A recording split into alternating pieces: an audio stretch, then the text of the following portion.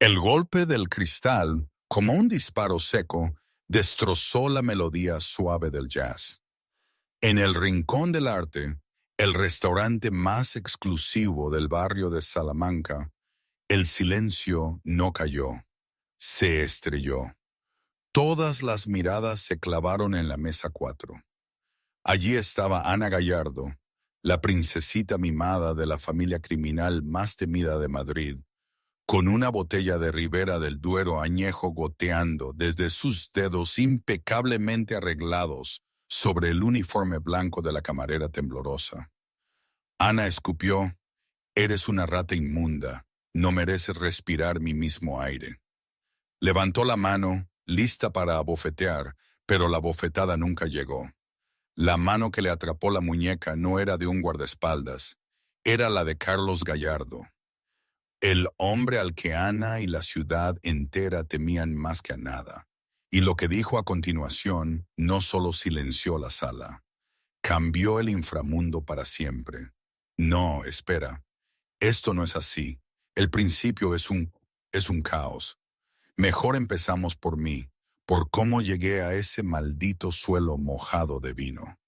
Recuerdo la luz de la barra brillando en el acero inoxidable de la cafetera industrial, y mi reflejo, esa cara con ojeras tenues pero persistentes, como moratones bajo los ojos. Ajusté mi placa con el nombre, María Soler, alisando mi delantal almidonado. Un suspiro que parecía haber contenido durante 6 meses. José, el encargado de sala, un hombre que sudaba a mares incluso en pleno invierno madrileño, se me acercó, el aliento a café rancio. «La mesa 4 está libre, María. Te toca». Me dio un pequeño empujón. Mi estómago se encogió.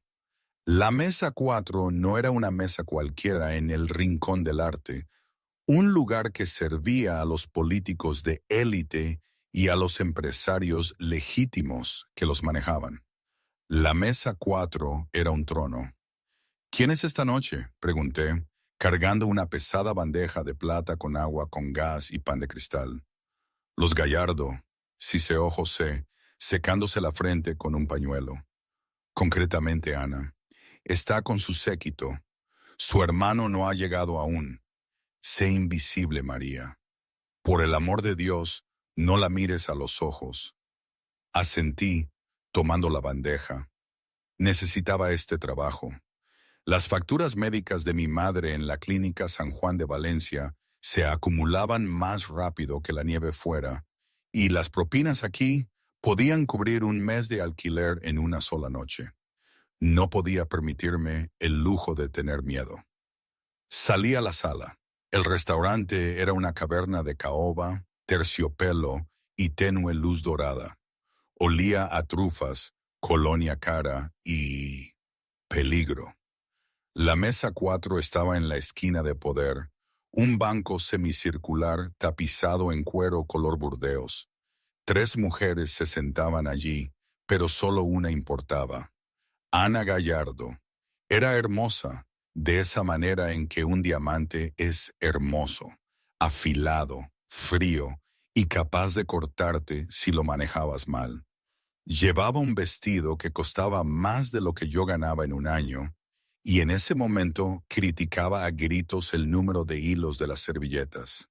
¿A quién le importa el número de hilos de una servilleta?, pensé, mientras mi sonrisa de camarera se quedaba fija. «Disculpen, señoras», dije, mi voz extrañamente firme. «Agua con gas para la mesa». Ana ni siquiera levantó la vista. Seguía con su móvil.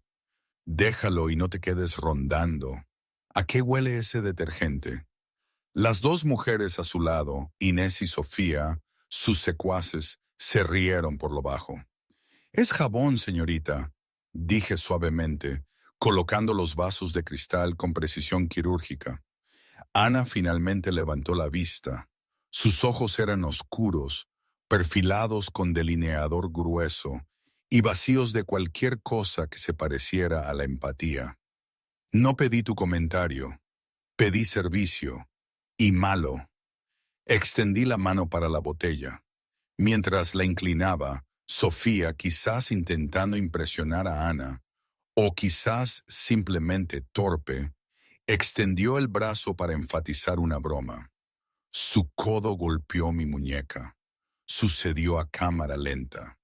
El chorro de agua se desvió, salpicando un total de 3 gotas en el mantel, a pocos centímetros del bolso de mano de Ana. No tocó el bolso, no tocó a Ana. Simplemente oscureció el lino blanco, pero cualquiera hubiera pensado que le había tirado ácido. «¡Vaca incompetente!», gritó Ana saltando. El restaurante enmudeció. El pianista de jazz se detuvo a mitad de acorde.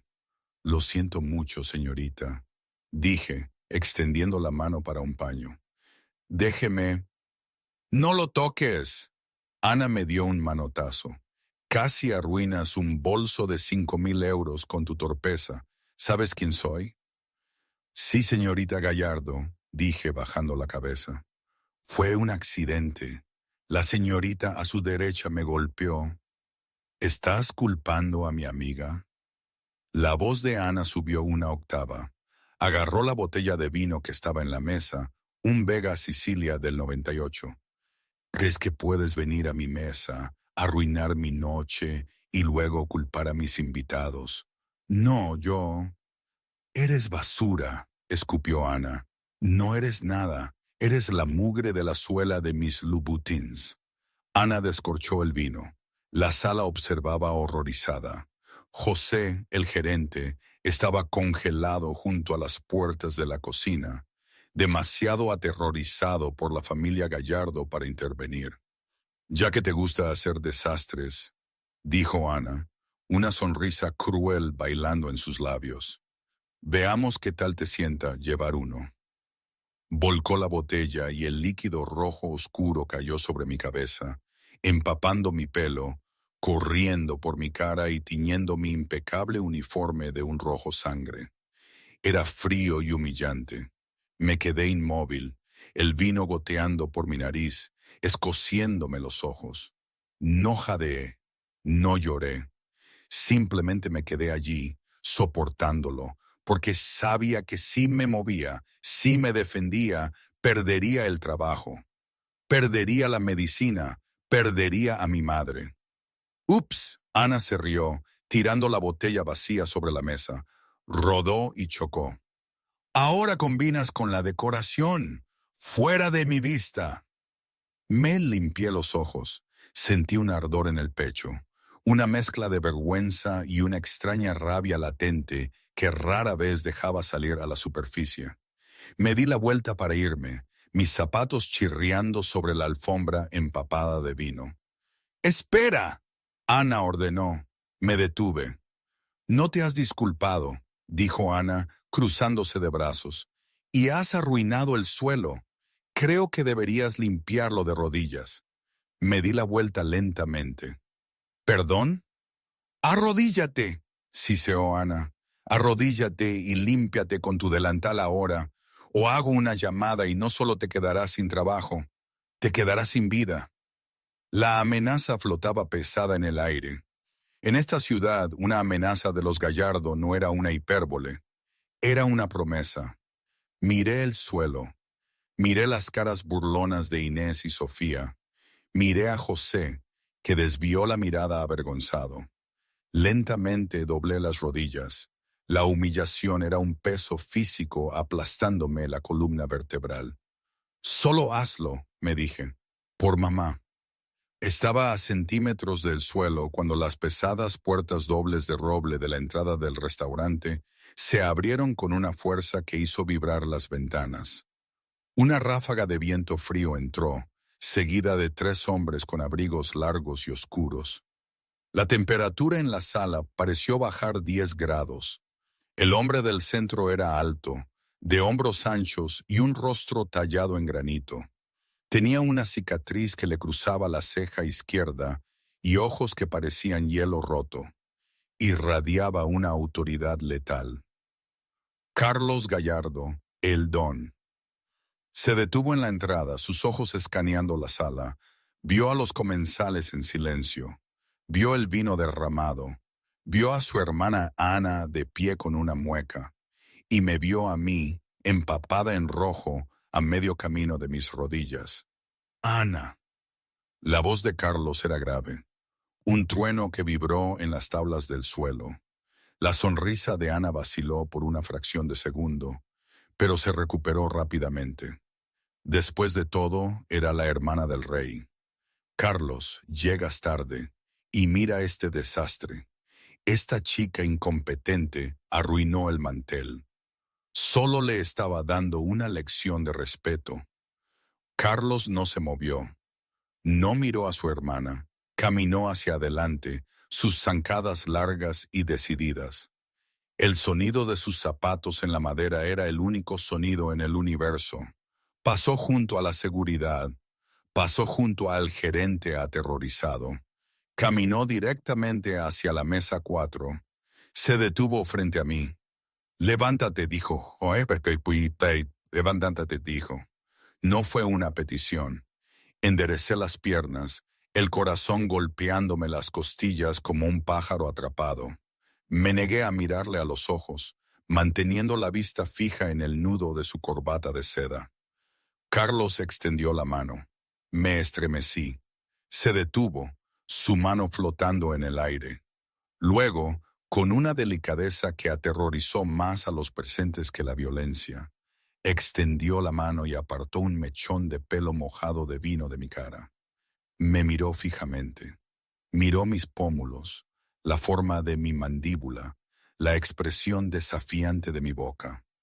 Luego miró el collar que llevaba. Era barato, generalmente escondido bajo mi uniforme, pero la tela empapada lo había hecho visible. Una simple cadena de plata con un pequeño y extraño colgante. Una media luna entrelazada con una rosa. Los ojos de Carlos se abrieron. El hielo de su mirada se quebró. Se volvió hacia su hermana. El cambio en su comportamiento fue instantáneo. La curiosidad había desaparecido, reemplazada por una rabia fría y oscura. ¿La hiciste arrodillarse?, preguntó Carlos suavemente. «Es una camarera», se burló Ana, aunque dio un paso atrás. «No es nadie. Nos faltó al respeto». «Nos faltó al respeto», repitió Carlos. Se volvió hacia mí. «¿Cuál es tu nombre?» «María», susurré. «María Soler». Carlos cerró los ojos por un segundo, como si procesara una ecuación compleja. Cuando los abrió, miró a su hermana. «Pide disculpas», dijo Carlos. Ana rió nerviosamente. «¿Qué? ¿Estás de broma? Soy una Gallardo. No nos disculpamos con el servicio». «Pide disculpas», rugió Carlos, su voz rompiendo el aire como un látigo. «¡Ahora!». Ana se encogió, el terror finalmente asomando en sus dos ojos. Nunca había visto a su hermano mirarla así. Ni por una mujer, ni por nada. «Y yo lo siento», musitó Ana mirando al suelo. «No al suelo», siseó Carlos. «A ella. Mírala a los ojos». Ana me miró, la cara ardiendo de humillación. «Lo siento». «Y fuera», dijo Carlos. «Pero la cena». «¡Fuera!». Carlos señaló la puerta. «Llévate a tus amigas. Si te veo en esta ciudad antes del amanecer de mañana, te corto la mesada a cero y te envío al convento de Sicilia. Vete». Ana agarró su bolso y huyó, sus tacones repiqueteando frenéticamente mientras salía corriendo del restaurante, sus amigas siguiéndola como ratas asustadas. Carlos se volvió hacia mí. Se quitó su pesado abrigo de cachemir, valorado en miles, y lo puso sobre mis hombros temblorosos y mojados. «Pido disculpas por el comportamiento de mi hermana», dijo Carlos. Su voz era formal, rígida. Fue inaceptable. «Está bien», dije, apretando el abrigo. Olía a sándalo y aceite de arma. «Solo quiero hacer mi trabajo». «No trabajarás más esta noche», dijo Carlos. Hizo una señal a Miguel, su mano derecha, que estaba en las sombras. Miguel, trae el coche. No puedo irme, protesté. Mi turno, mi gerente. Carlos miró a José, que intentaba fusionarse con el papel pintado. José. Sí, señor Gallardo, chilló José. La señorita Soler se toma el resto de la noche libre con sueldo. Un mes de bonificación. Póngalo en mi cuenta. Sí, señor, absolutamente, señor. Carlos volvió a mirarme. Venga conmigo, por favor. Pronunció la palabra por favor. Los mafiosos no decían por favor. Ellos tomaban. ¿A dónde?, pregunté. A un lugar donde puedas secarte, dijo Carlos. Bajó la voz para que solo yo pudiera oírlo. Y porque necesito preguntarte sobre ese collar. Mi mano voló a mi garganta, agarrando el colgante de plata. Mi madre me lo dio. No es nada. No es nada, María, dijo Carlos, sus ojos intensos. Ese collar significa que no eres quien crees ser, y significa que estás en grave peligro. El viaje en la parte trasera del sub blindado fue silencioso. Las luces de la ciudad se difuminaban tras los cristales tintados, rayas de neón bajo la lluvia. Me senté lo más lejos posible de Carlos, aferrándome a su abrigo. Temblaba, no solo por el vino frío empapándome la ropa, sino por el choque de adrenalina. Carlos se sentó al otro lado, tecleando en un teléfono seguro. No me había mirado desde que subimos al coche, pero su presencia llenaba el espacio. Era un hombre grande, irradiando un poder controlado que hacía que el aire se sintiera denso. ¿Por qué peligro? Rompí el silencio. Mi voz sonó más fuerte de lo que me sentía. Carlos dejó de teclear. Guardó el teléfono en el bolsillo y se volvió hacia mí. Bajo las luces fugaces de la calle, su cara era un paisaje de sombras. ¿Qué sabes de tu padre, María? Fruncí el ceño. Murió antes de que yo naciera. Accidente de coche. Mi madre me crió sola. ¿Es eso lo que te dijo ella? Sí, ¿por qué? Porque el collar que llevas, Carlos señaló mi pecho, es el escudo de la familia Soler. Me quedé helada. Incluso yo, una camarera que vivía de sueldo en sueldo, conocía el nombre. Los Soler eran la vieja guardia. Habían sido los dueños del inframundo de Nueva York, o, mejor dicho, de Madrid, 20 años atrás, antes de la Gran Guerra, antes de que los Gallardo, la familia de Carlos, los hubieran aniquilado. Eso es imposible, dije, sacudiendo la cabeza. Es solo una baratija. Mamá lo compró en una tienda de segunda mano. Ninguna tienda de segunda mano vende la Rosa Luna, dijo Carlos. Solo se hicieron 3. Uno para el don, uno para su esposa y uno para su hija desaparecida. Sentí cómo la sangre se escurría de mi cara. ¿Crees que soy una Soler? Eso nos convertiría en enemigos, terminó Carlos la frase. Por sangre somos enemigos mortales. Si las otras familias descubren quién eres, la comisión, los rusos, las triadas, te cazarán.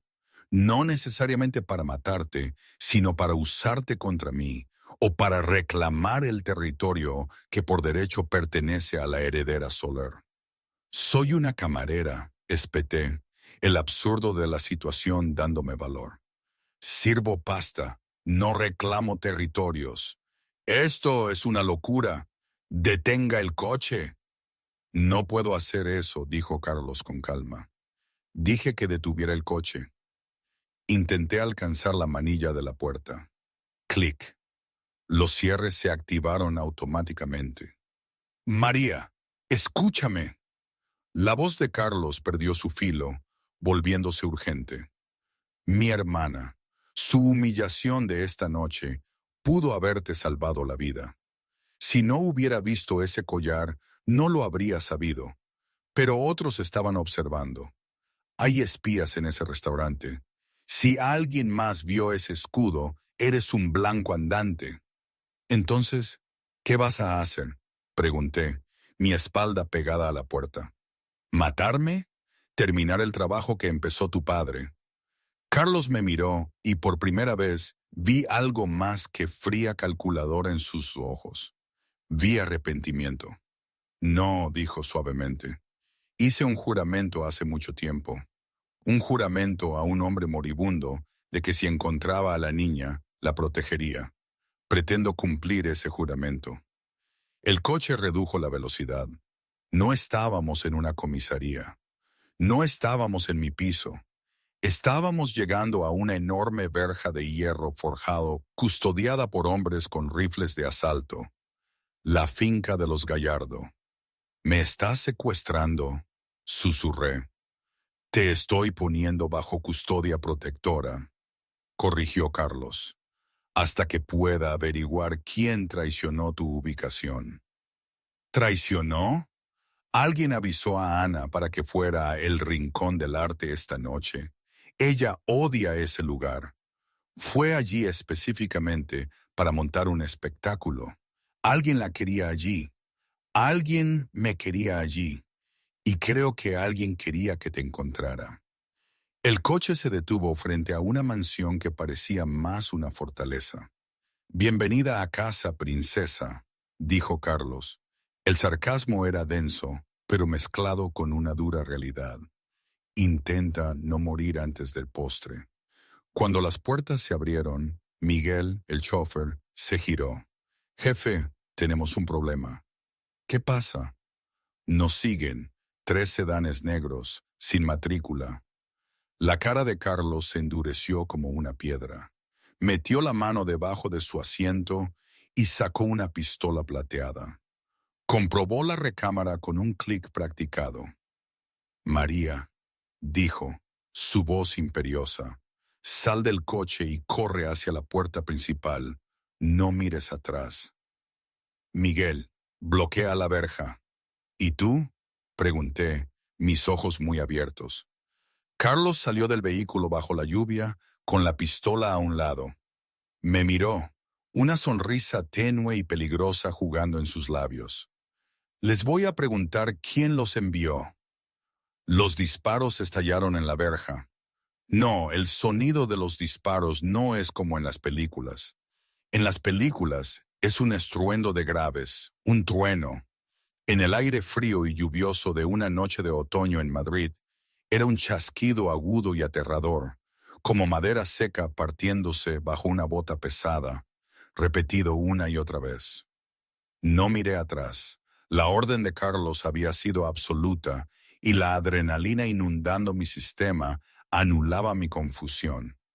Salí a toda prisa del sub, mis zapatos de camarera resbalando en los adoquines mojados de la entrada.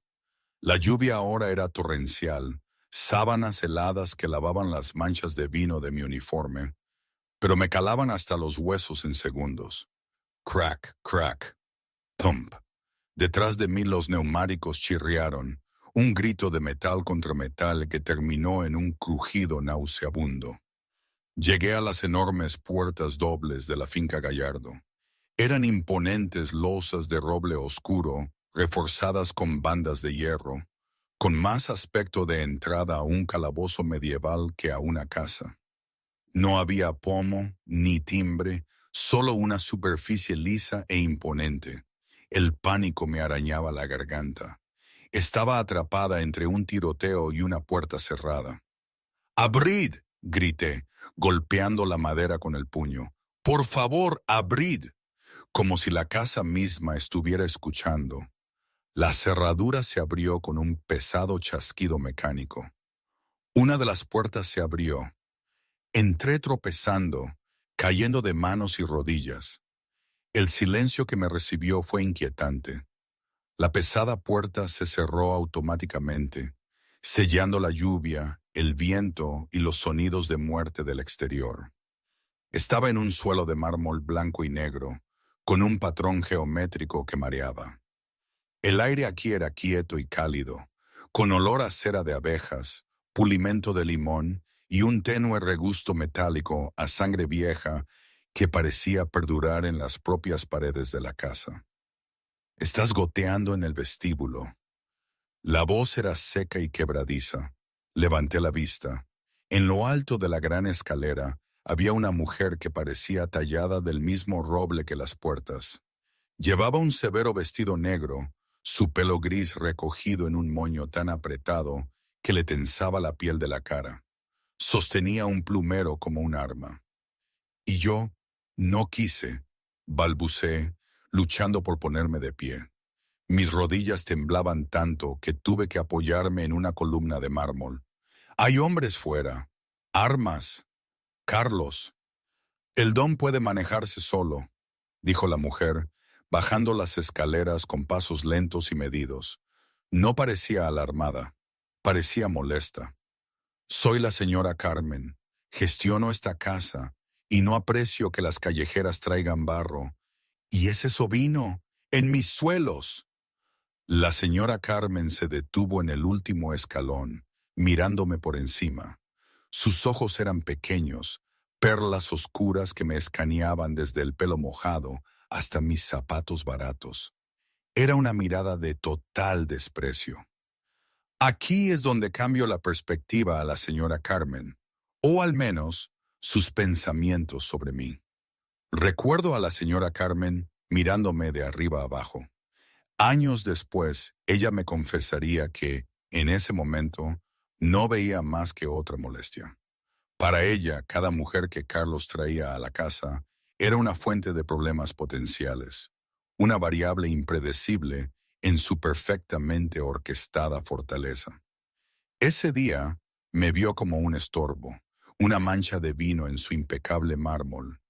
Cada mujer que Carlos trae aquí está en peligro, me había dicho, y me defendí. Él me dijo que entrara. Dijo que estaba en peligro. Generalmente de sí mismas o de la señorita Ana. Ante la mención de Ana, la puerta principal volvió a sonar. Me encogí, girando, esperando a los hombres armados. En cambio, la puerta se abrió para revelar a Miguel, el chófer. Cojeaba ligeramente, la chaqueta del traje rasgada por el hombro. Parecía pálido. ¿Está despejado?, preguntó la señora Carmen. Su tono cambió de molestia a profesional al instante. ¿Despejado? Miguel gruñó. Se hizo a un lado. Carlos entró. Parecía notablemente tranquilo para un hombre que acababa de estar en un tiroteo. Su pelo estaba mojado, pegado a la frente, y sus nudillos magullados. Pero fue la lenta y oscura mancha de rojo en el blanco de su camisa de vestir, justo debajo de las costillas, lo que me hizo jadear. «Estás herido», susurré. Carlos se miró al costado, como si notara una mancha de café derramado. «Me ha rozado, una herida superficial». «Está sangrando en el mármol, señor», lo regañó la señora Carmen, aunque sus ojos delataron un destello de preocupación. «¿Llamo al médico?» «No hay médico», dijo Carlos, su voz tensa. «Ni registros. Si la comisión descubre que fui alcanzado, olerán la sangre. Me la coseré yo mismo». Me miró. La adrenalina se desvanecía de sus ojos, dejando una intensidad agotada y atormentada. Me vio temblar, abrazándome contra el frío, mis ojos muy abiertos por el trauma. «Señora Carmen», ordenó Carlos, «lleve a la señorita Soller a la habitación azul. Consígale ropa seca. Queme ese uniforme». «¿La habitación azul?» La señora Carmen levantó una ceja. «Eso es una suite de invitados, señor, no los aposentos del servicio». ¿He tartamudeado? La voz de Carlos se endureció. «No, señor». «Y Carmen», añadió Carlos, deteniéndose mientras se desabrochaba el puño arruinado. «Ella no es una invitada. Está bajo mi protección. Eso significa que tiene un rango superior a todos en esta casa excepto a mí. Si pide agua, le trae vino. Si pide la luna, le busca una escalera. ¿Entendido?» La señora Carmen se puso rígida. Me miró con una nueva expresión, no de respeto, sino de cálculo. «Entendido, don Carlos». Carlos se dio la vuelta para caminar hacia un pasillo oscuro a la izquierda, presumiblemente su despacho. Dio 2 pasos y tropezó. Se apoyó en la pared, dejando una huella de sangre en el papel de seda. ¡Carlos! Me moví antes de pensar. Corrí hacia él, agarrando su brazo ileso para estabilizarlo. Era pesado, una pared sólida de músculo y calor. «Estoy bien», masculló, intentando apartarse. «No está bien», dije, mis instintos de camarera tomando el control. Estaba acostumbrada a turnos dobles, a cargar bandejas pesadas y a lidiar con clientes borrachos. No era una flor delicada. Está entrando en shock. Necesita sentarse antes de caerse. Mire a la señora Carmen. Traiga el botiquín de primeros auxilios, agua caliente y whisky, de alta graduación. La señora Carmen se erizó. «No recibo órdenes de...» «Hágalo», rugió Carlos. El sonido resonando en el techo alto. Mientras la señora Carmen se escabullía, Carlos me miró. Yo era la mitad de su tamaño, empapada, temblando de miedo. Sin embargo, lo sostenía con una fuerza sorprendente.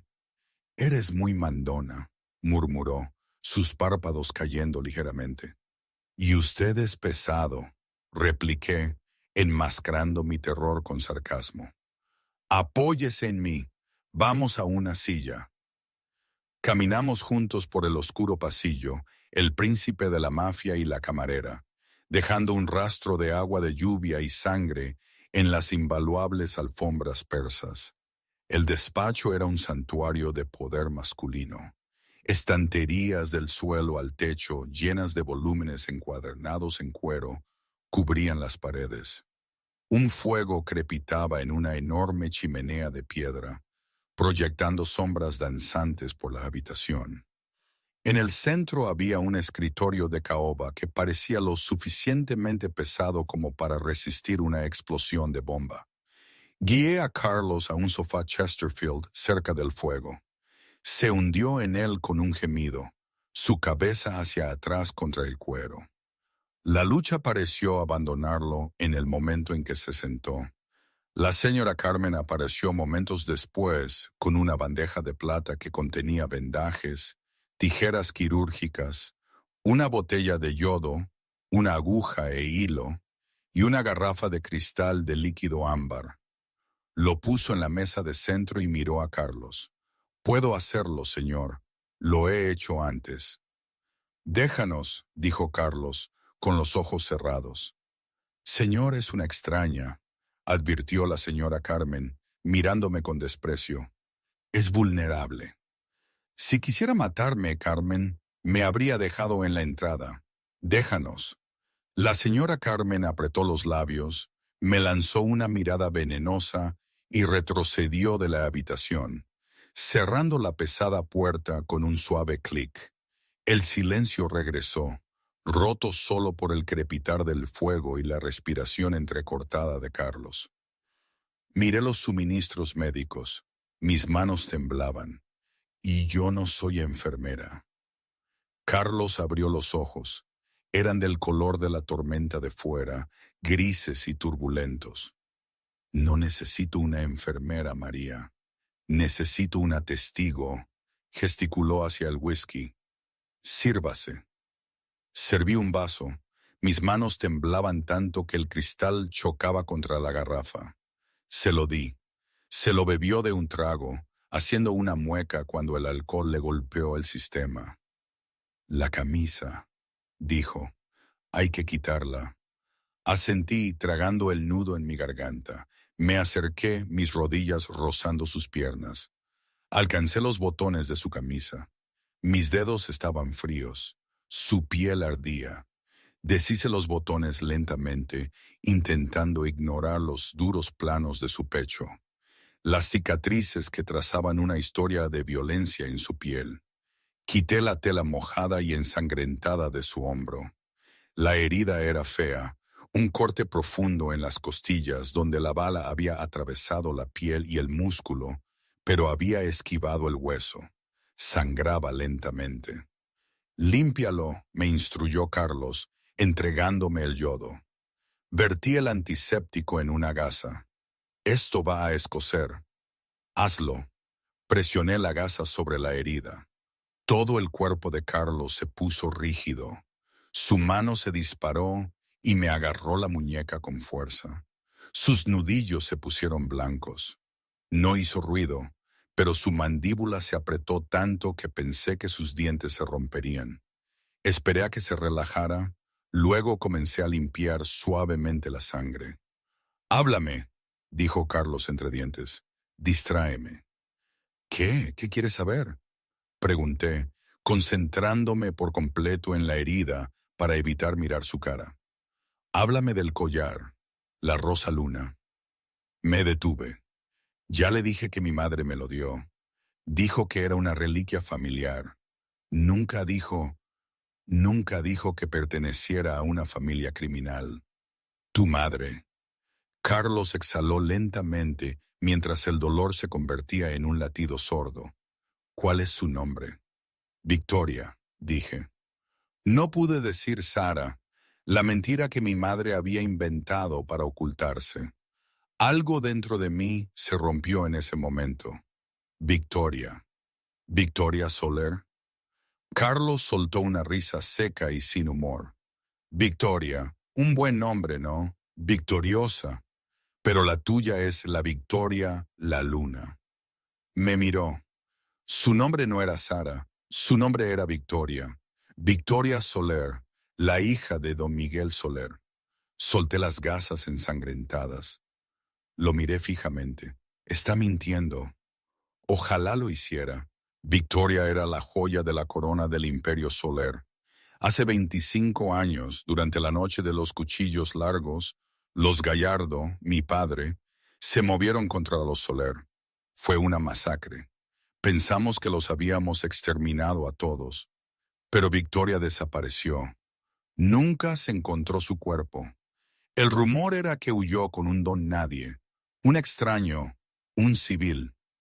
Mi mente corrió. Mi padre, el hombre que murió en un accidente de coche antes de que yo naciera. «Mi padre», susurré.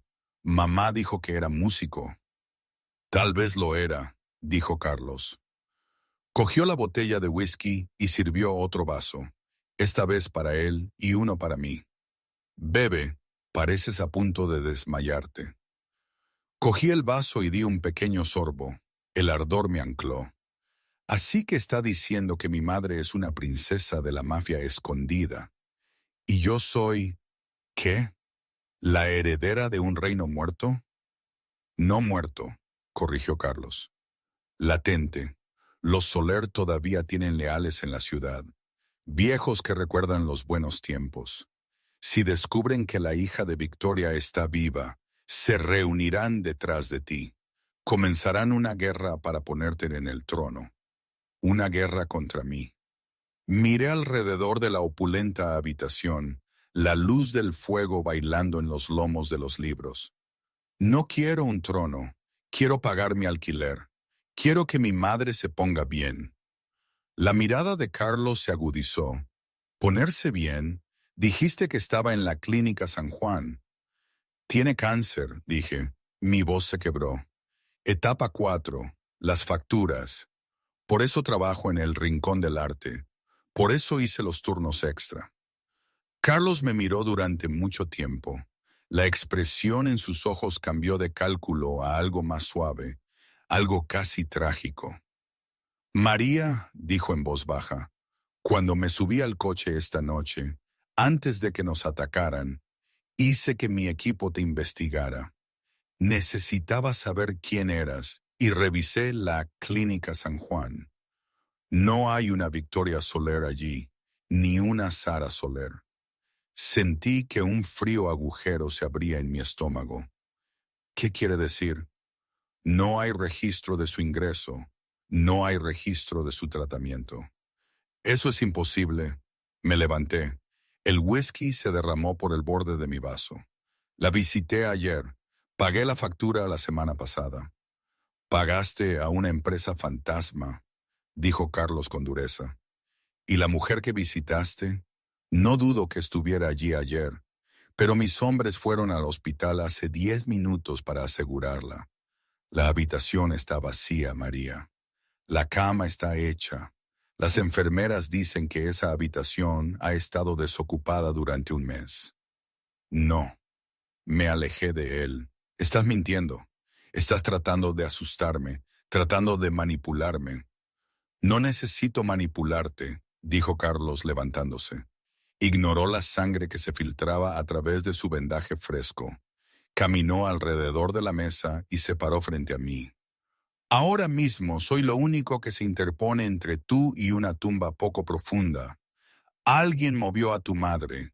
Alguien sabía que te encontraría esta noche. Esto fue un montaje. ¿Quién? Grité, las lágrimas finalmente cayendo. ¿Quién haría esto? Carlos extendió la mano y me tomó los hombros. Su agarre fue firme, anclador. Esa es la pregunta. Se necesita poder para falsificar registros hospitalarios. Se necesita poder para emboscar un convoy gallardo. Se necesita poder para saber de la Rosa Luna. Me miró a los ojos. Hay un traidor, susurró Carlos. Las palabras flotaban en el aire como humo. Un traidor dentro de mi propia familia. Alguien que quiere reiniciar la guerra entre los Gallardo y los Soler y te van a usar como la cerilla para encender la mecha. Temblé. ¿Qué hacemos? El rostro de Carlos se endureció. La máscara del don volvió a su lugar. Dejamos de correr, dijo. Mañana no te esconderé. Mañana te presentaré. ¿Presentarme a quién? A todos, dijo Carlos. Una oscura sonrisa asomó a sus labios. Mañana por la noche es la gala de las 7 familias. Es la mayor reunión del inframundo en una década. Entraré allí contigo del brazo. ¿Está loco? Sí sé. Dijo que quieren matarme. No pueden matarte si eres mía, dijo Carlos. Te reclamaré, no como una Soler, sino como mi prometida. Mi mandíbula cayó. ¿Su qué? Es la única manera, dijo Carlos, su pulgar rozando una lágrima en mi mejilla. El toque fue eléctrico. Si eres mi prometida, eres intocable. Ni siquiera la comisión puede tocar a la futura esposa del don. Nos da tiempo para encontrar a tu madre. Nos da tiempo para encontrar al traidor. ¿Y si digo no? Carlos se acercó. Su olor a whisky y peligro me envolvía. Entonces sales por esa puerta, dijo suavemente, y no pasarás de la verja. Miré la puerta, luego miré la herida en su pecho, luego miré la determinación en sus ojos helados. Pensé en mi madre, desaparecida, sola. Respiré hondo. Bien, susurré. Jugaré a su juego, Carlos. Pero si me traicionas y esto es un truco... Si te traiciono, María, dijo Carlos, llevándose mi mano a los labios y besándome los nudillos. Puedes usar ese cuchillo de la mesa para sacarme el corazón. Sospecho que eres la única capaz de encontrarlo. De repente, la pesada puerta de roble del despacho se abrió de golpe. La señora Carmen estaba allí, con la cara pálida, un teléfono inalámbrico en la mano. Señor, jadeó, su compostura rota. Es su hermana, es Ana. ¿Qué ha hecho ahora? Gruñó Carlos, sin soltar mi mano. No ha hecho nada, señor, susurró la señora Carmen. Ha desaparecido. Su equipo de seguridad fue encontrado en el callejón detrás de El Rincón del Arte. Degollados. Carlos se quedó quieto. Y en la pared, continuó la señora Carmen, su voz temblaba, escrito con sangre, había un mensaje. ¿Qué decía? Una hija por una hija. Carlos me miró. El color se le fue de la cara. Los Soler no solo habían regresado, habían tomado la primera pieza del tablero. Mi madre había desaparecido. La hermana de Carlos había sido secuestrada. La guerra ya había comenzado. Momentito, Aquí tengo que parar. ¿En serio? Una hija por una hija. Todo esto es como si alguien hubiera sacado una historia de una novela barata y la hubiera pegado a mi vida real. Una camarera de Madrid de repente es una princesa de la mafia, y mi madre, a la que creía enferma, es una legendaria figura del crimen. Y ahora voy a fingir ser la prometida del don que aniquiló a mi familia. Me parece una completa locura, y no es que me asuste fácilmente, pero esto es un nivel diferente de absurdo. ¿Cómo se supone que voy a procesar todo esto? Es como si una parte de mí se riera histéricamente mientras la otra está a punto de desmayarse. Mi vida era ir al trabajo, pagar facturas, visitar a mamá. Ahora es esto. No sé si es una oportunidad, una trampa o simplemente el fin del mundo tal como lo conocía. ¿Creéis que tengo elección de verdad? ¡Qué dilema! Bueno, volvamos al espectáculo. El sol de la mañana no rompió las nubes, simplemente convirtió el cielo gris en un tono más claro de pizarra. Dentro de la finca Gallardo, el ambiente era lúgubre. La casa estaba en silencio, pero era un silencio que vibraba con violencia contenida. Hombres con auriculares y rifles de asalto se apostaban en cada pasillo, sus ojos rastreando cada sombra. Me senté en el centro de la habitación azul. Hacía honor a su nombre. Paredes de terciopelo aplastado en zafiro profundo, pesadas cortinas índigo y una cama que parecía una nube atrapada en una jaula de seda. No estaba sola. 3 mujeres se movían a mi alrededor como un equipo de boxes trabajando en un coche de Fórmula 1. No eran estilistas parlanchinas de un salón. Eran eficientes, silenciosas y aterradas. La barbilla arriba, dijo la estilista principal, aplicando una prebase fría en mi piel. Me miré en el espejo de tocador. No reconocí a la mujer que me devolvía la mirada. Las ojeras debajo de mis ojos habían desaparecido, ocultas por productos caros. Mi pelo, generalmente recogido en un moño desordenado para servir mesas, era ahora una cascada de ondas oscuras, pulidas hasta un brillo de espejo. La puerta se abrió. Carlos entró. Había cambiado su camisa de vestir ensangrentada por un jersey de cuello alto negro y pantalones de carbón. Tenía el brazo en un cabestrillo, pero el cabestrillo era de seda negra, haciendo que la herida pareciera una declaración de moda en lugar de una vulnerabilidad. Parecía cansado, pero sus ojos estaban alertas, escaneando la habitación antes de posarse en mí. «Déjenos», ordenó. Las estilistas no dudaron. Soltaron sus cepillos y huyeron. Carlos se acercó por detrás, mirándome el reflejo en el espejo. No sonrió. Esto no era una escena romántica de cambio de imagen. Era un general inspeccionando la armadura de su soldado. «Ana sigue desaparecida», dijo. Su voz carecía de inflexión. Ninguna demanda de rescate. Solo silencio. ¿Y mi madre?, pregunté, mis manos aferradas a los bordes de la mesa de tocador. Mis hombres están destrozando la ciudad, pero las pistas fueron cubiertas por profesionales. Quien quiera que las haya tomado, son fantasmas. Me giré en la silla para mirarlo. Entonces, esta noche, es la gala. ¿Entramos en la guarida del león? La gala de las 7 familias, corrigió Carlos. Es terreno neutral. No se permiten armas, lo que significa que los cuchillos estarán escondidos en sonrisas y apretones de manos. Metió la mano en el bolsillo y sacó una caja de terciopelo negro. La puso sobre la mesa. «Ábrela». Abrí la caja. Dentro había un anillo que me hizo contener la respiración. Era una esmeralda, de corte cuadrado y maciza, rodeada por un halo de diamantes dentados que parecían dientes. Era hermoso, pero tenía un aspecto depredador. «Esto era de mi abuela», dijo Carlos. «Lo usó cuando negoció el Tratado de Paz del 82. Es un símbolo de la autoridad, Gallardo. Cuando uses esto, no eres María la camarera.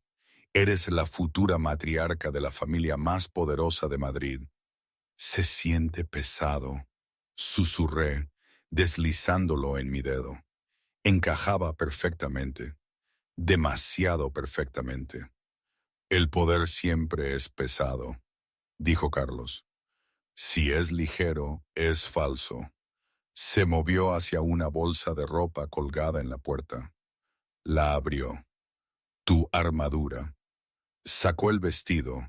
Era una obra maestra de seda azul noche, sin tirantes, con una raja que subía peligrosamente por el muslo. El corpiño estaba estructurado casi como un corsé bordado con hilo plateado en un patrón de espinas. ¿Por qué yo, Carlos?, pregunté, levantándome y caminando hacia el vestido. ¿Por qué pasar por esta farsa? Tiene soldados, tiene dinero. ¿Por qué necesita una prometida falsa? Carlos me observó, su mirada intensa.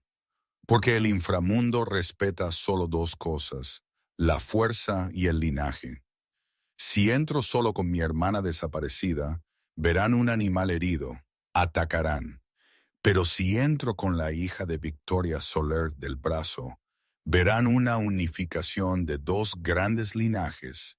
Estarán demasiado confundidos, demasiado intrigados y demasiado asustados por las implicaciones como para atacar. Me da lo único que no tengo, tiempo. Así que soy una distracción, dije, tocando la seda fría del vestido. Eres el cebo, admitió Carlos brutalmente. El traidor dentro de mi familia. No podrá resistirse. Vendrá a ti. Intentará desestabilizarte para ver si sabes la verdad sobre tu herencia, y cuando salga de las sombras para morder, le cortaré la cabeza. Sentí un escalofrío que no tenía nada que ver con la temperatura. Me di cuenta entonces de que Carlos Gallardo no era un héroe. Era un tiburón, y yo estaba nadando justo a su lado. Date la vuelta, dijo. Te ayudaré con la cremallera. Entré en el vestido. Lo sostuve contra mi pecho y le di la espalda. Carlos trabajó con su única mano buena. Sus dedos rozaron la piel de mi columna, calientes y ásperos contra la seda fría. La sensación me envió una descarga de electricidad. Por un momento, el peligro se desvaneció, reemplazado por una conciencia primitiva del hombre que estaba a centímetros de mí. Subió la cremallera. No se apartó de inmediato, su aliento rozó mi cuello. «Escúchame, María», susurró, su voz bajó a un grave susurro. «Esta noche no puedes mostrar miedo. Si tiemblas, hazlo internamente. Si quieres gritar, trágatelo. Miras a todos en esa sala como si fueran tuyos. ¿Puedes hacer eso?» Me miré de nuevo en el espejo. La mujer en el reflejo ya no era una camarera. Era aterradora. Era hermosa. Era una Gallardo. Me di la vuelta, la barbilla en alto, el anillo de esmeralda brillando con la luz. He lidiado con banqueros borrachos de Wall Street, agarrándome la falda durante 3 años. «Carlos», dije, mi voz firme, «sé cómo manejar a los hombres que creen que pueden devorarme. No me romperé». Carlos me estudió, y un destello de genuina admiración cruzó su rostro. «Bien», dijo. «Entonces, vamos a empezar una guerra». El lugar de la gala era el Hotel Palace de Madrid, una fortaleza de la Belle Époque de viejas riquezas y secretos aún más antiguos. Toda la manzana había sido acordonada. Limusinas negras esperaban en fila que se extendía a la vuelta de la esquina. Sus escapes se mezclaban con la niebla fría. Cuando la limusina blindada de los Gallardos se detuvo, los flashes de los paparazzi estallaron como una tormenta de luces estroboscópicas. «Recuerda», dijo Carlos, ajustándose la chaqueta del esmoquín. «No miras a las cámaras, miras a través de ellas». El chofer abrió la puerta. Carlos salió primero, Un silencio se extendió entre la multitud, seguido de un frenético susurro. El don había llegado, y no estaba solo. Extendió una mano hacia el coche. La tomé. Emergí. El silencio fue absoluto. El vestido azul noche brillaba como una noche líquida bajo los flashes. La esmeralda de mi dedo resplandecía. No sonreí. Parecía aburrida, regia y completamente intocable. «¿Quién es ella?», gritó alguien desde el foso de prensa. «¿Es ese un escudo soler?», murmuró un reportero perspicaz al ver el bordado plateado del cinturón que Carlos me había prestado y que también era una reliquia. Carlos me guió por la alfombra roja, su mano firme en la parte baja de mi espalda. «Perfecto», murmuró en mi oído. «Ya están aterrorizados». Entramos en el gran salón de baile. Si el rincón del arte era lujo, el salón de baile del Palace era la opulencia hecha arma. Candelabros de cristal del tamaño de coches pequeños colgaban del techo dorado. La sala olía a champán caro, lirios y traición. Cientos de personas se volvieron a mirar. Los líderes de las 5 familias, los oligarcas rusos, los lugartenientes de la Yakuza. Un hombre bajo y corpulento con cara de bulldog se acercó a ellos. Era don Emilio, el jefe de la familia del mismo nombre, el viejo rival de los Gallardo. Sonreía, pero sus ojos estaban muertos. «Carlos», resonó Emilio, abriendo los brazos, «nos enteramos de los problemas de anoche. Una tragedia lo del coche. ¿Y Ana no está aquí?» «Fue una prueba, un ensayo. Ana está indispuesta», dijo Carlos con suavidad, estrechando la mano de Emilio. «Está supervisando algunos negocios en Sicilia». «¿Sicilia? ¿De la noche a la mañana?» Los ojos de Emilio se desviaron hacia mí. «¿Y quién es esta criatura encantadora? No creo que nos hayan presentado». «Ella es María», dijo Carlos, su voz llegando a las mesas cercanas. «Mi prometida».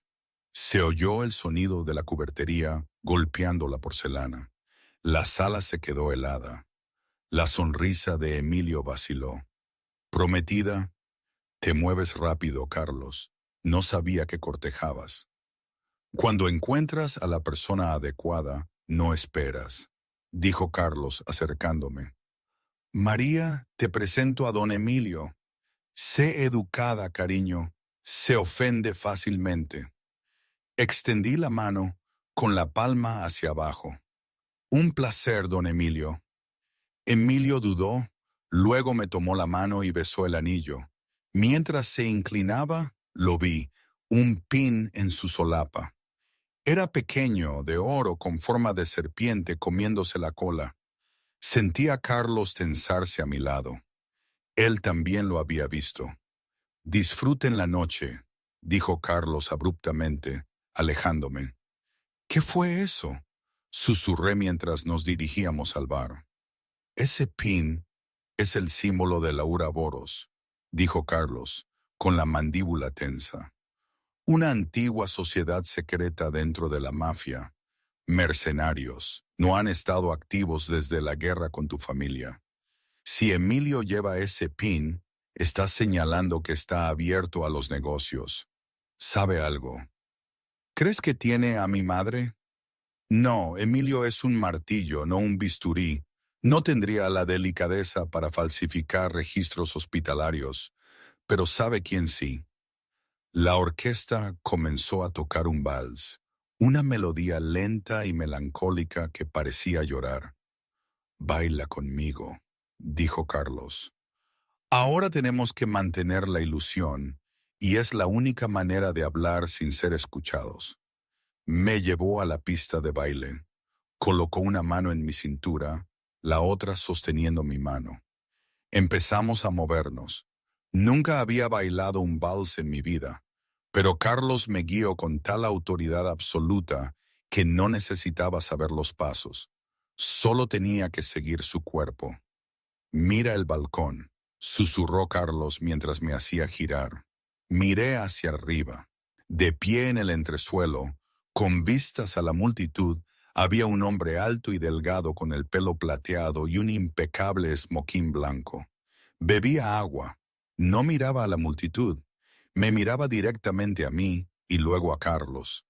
¿Quién es ese? Ese es Esteban, dijo Carlos, mi consejero, mi asesor, el hombre en quien confío mi vida. ¿Por qué está ahí arriba? No debería. Se supone que está en Bilbao manejando una disputa sindical. Me dijo que no regresaría hasta el lunes. El agarre de Carlos en mi cintura se tensó. Me mintió. La música se intensificó. María, dijo Carlos, su voz urgente. Mira su muñeca. Usa tus ojos. Me concentré. El hombre, Esteban, levantó la mano para ajustarse las gafas. En su muñeca, atrapando la luz del candelabro, había un reloj. Pero no solo un reloj. Junto a él había una pulsera, una delicada cadena de oro trenzada con 3 pequeños dijes, un sol, una estrella y una luna. Di un paso en falso, tropecé, pisándole el pie a Carlos. Cuidado, me estabilizó. ¿Qué viste? ¿La pulsera? Me atraganté, el corazón martillándome las costillas. La pulsera de oro en su muñeca. Es de mi madre. La hice para ella en clase de arte. Tenía 10 años. Tiene un dije de la luna porque le dije que la quería de aquí a la luna y vuelta. Carlos dejó de bailar. La gente nos empujó, pero él no se movió. Miró hacia el balcón. Esteban, susurró. La traición en su voz era tan profunda que sonaba a duelo. El mejor amigo de mi padre, mi padrino. Él las tiene, dije, el pánico subiendo por mi garganta. Tiene a mi madre y tiene a Ana, se dio cuenta Carlos. Es el que conocía las rutas de seguridad. Es el que sabía de la Rosa Luna. Quería iniciar una guerra entre los Gallardo y los Soler para poder recoger los pedazos. De repente, Esteban en el balcón levantó su vaso en un brindis burlón a Carlos. Sonrió, una sonrisa fría y reptiliana. Metió la mano en el bolsillo y sacó un teléfono. Tocó la pantalla una vez. Simultáneamente, todos los teléfonos en el salón de baile comenzaron a vibrar. Un murmullo colectivo se elevó de la multitud mientras cientos de personas revisaban sus notificaciones. El teléfono de Carlos vibró en su bolsillo. Lo sacó.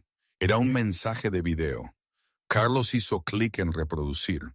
Me acerqué. El video mostraba una habitación oscura.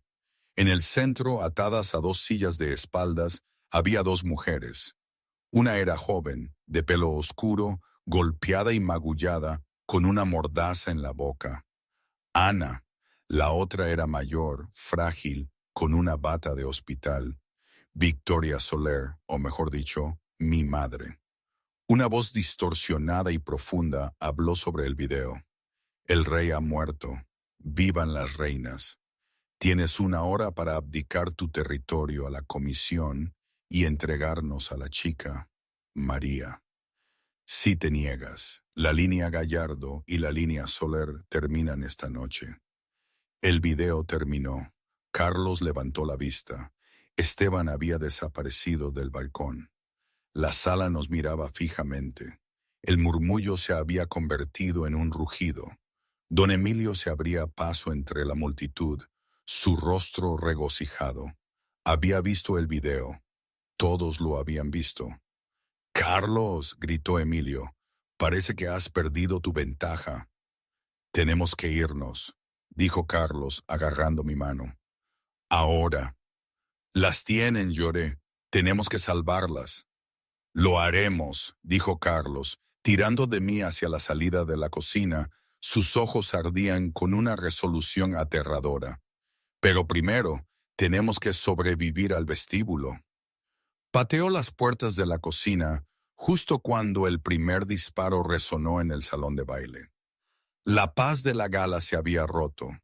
El terreno neutral ya no era neutral. Era un matadero, y la única salida era por la cocina, donde los cuchillos eran más afilados. La cocina del Palace explotó en caos. Mientras el personal de la cocina se agachaba para cubrirse, Carlos respondió al fuego de los sicarios de Emilio, irrumpiendo por las puertas dobles. No me acobardé. Agarré una pesada sartén de hierro fundido de un quemador, balanceándola con fuerza desesperada en la cara de un pistolero que flanqueaba a Carlos. Se desplomó. «¡Buen brazo!», gruñó Carlos recargando. «¡Muévete!». Salimos corriendo al callejón donde Miguel esperaba con el motor rugiendo. «¿A dónde, jefe?». «Al viejo astillero», ladró Carlos, zambulléndose en el asiento trasero. «Esteban es sentimental. Las llevará a donde empezó la guerra». El viaje fue una ráfaga de lluvia y velocidad cuando nos detuvimos bruscamente en los muelles abandonados de Gijón. El silencio era más pesado que los disparos.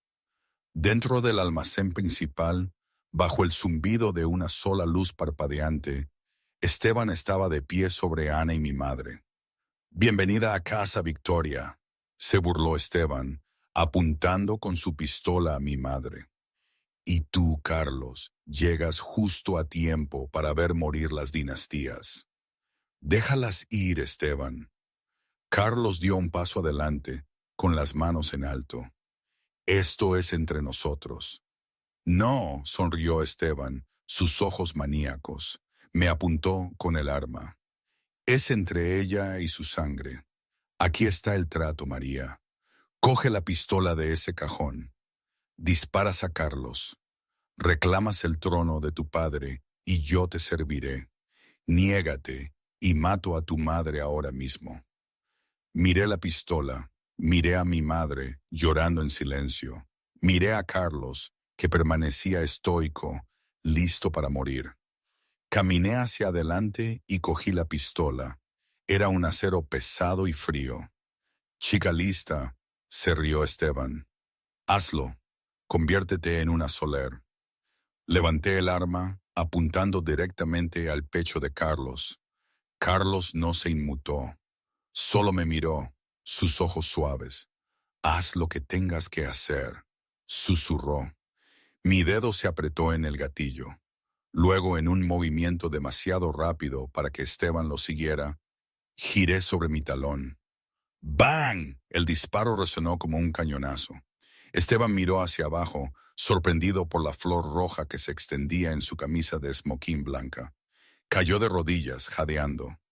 «No soy una Soler», dije, mi voz helada mientras estaba de pie sobre él. «Y no soy una Gallardo. Soy la mujer que decide quién vive y quién muere». Le di una patada a la pistola para que se le alejara de la mano. Carlos se apresuró a desatar a las mujeres.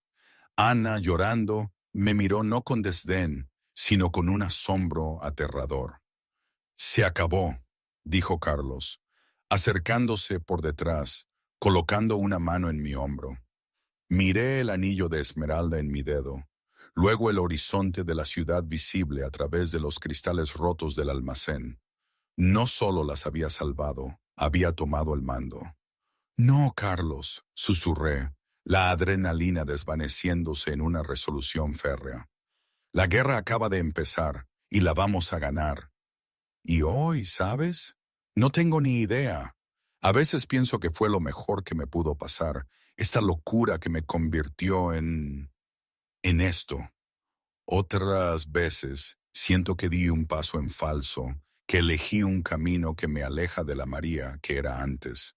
Probablemente ambas cosas. La guerra no terminó esa noche en el astillero, solo cambió de bando. Ahora, las batallas son internas y a veces las externas. Nada es perfecto, ¿verdad? Nadie es totalmente bueno ni totalmente malo. La vida sigue siendo un baile complicado, pero al menos ahora bailo a mi propio ritmo. Y en el inframundo, eso es casi un milagro. Es mi vida, con sus luces y sus sombras, y la verdad, aunque esté llena de cicatrices, no la cambiaría por la antigua vida de camarera. Pero, ¿quién sabe lo que depara el mañana?